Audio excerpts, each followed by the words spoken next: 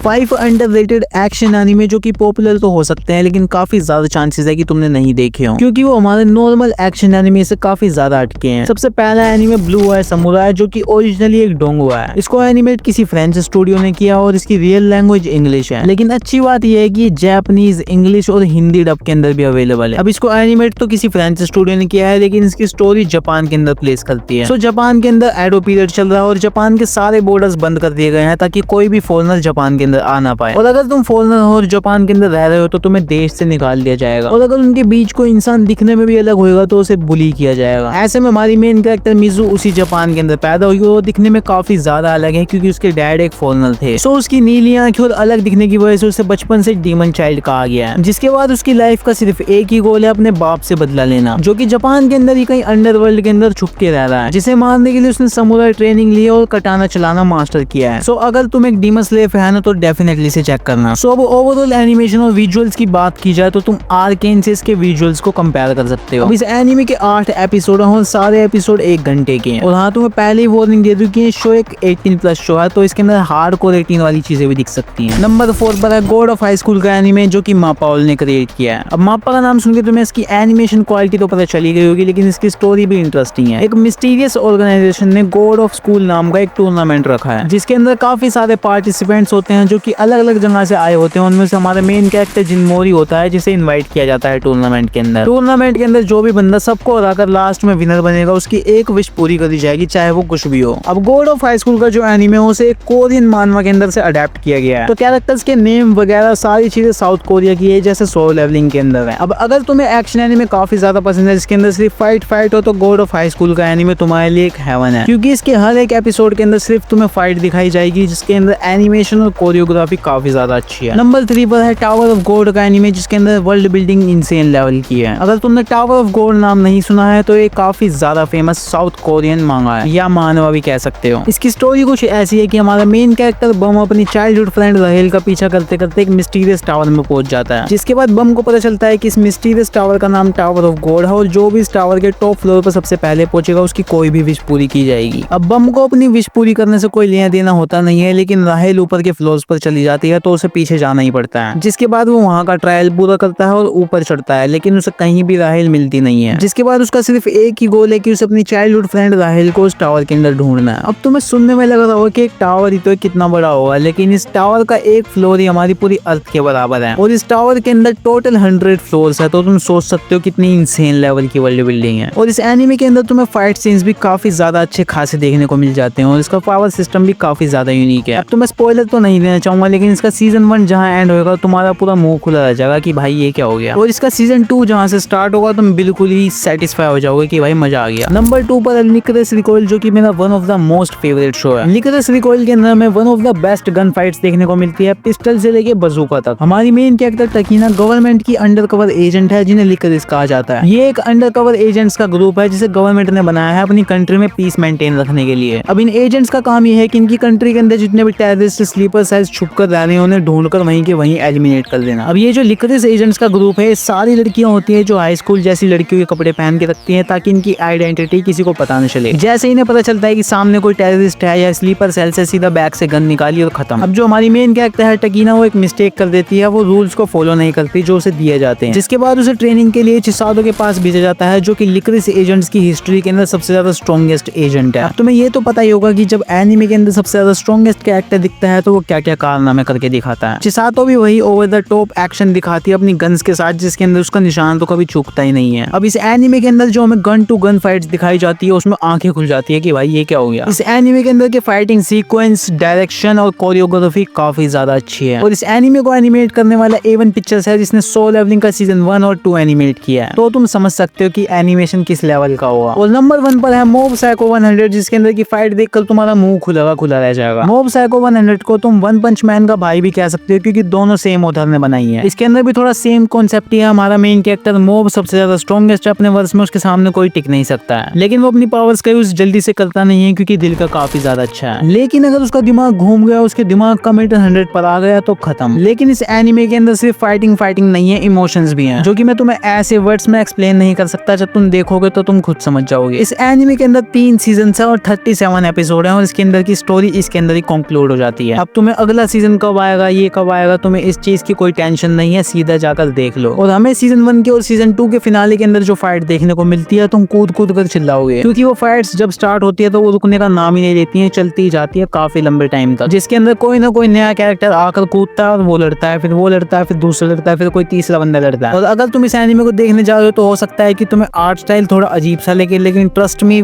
1 या 2 एपिसोड देखकर देखो, उसके बाद अच्छा ना लगे तो ड्रॉप कर सकते हो, लेकिन एटलीस्ट ट्राई। और जब मैंने कहा कि इस एनिमे के अंदर काफी ज्यादा इमोशंस है तो मैं मजाक नहीं कर रहा था। हो सकता है कि सीजन 3 का एंड देखकर तुम्हें रोना आ जाए। तो मिलता हूँ तुमसे अपनी नेक्स्ट वीडियो में, जब तक के लिए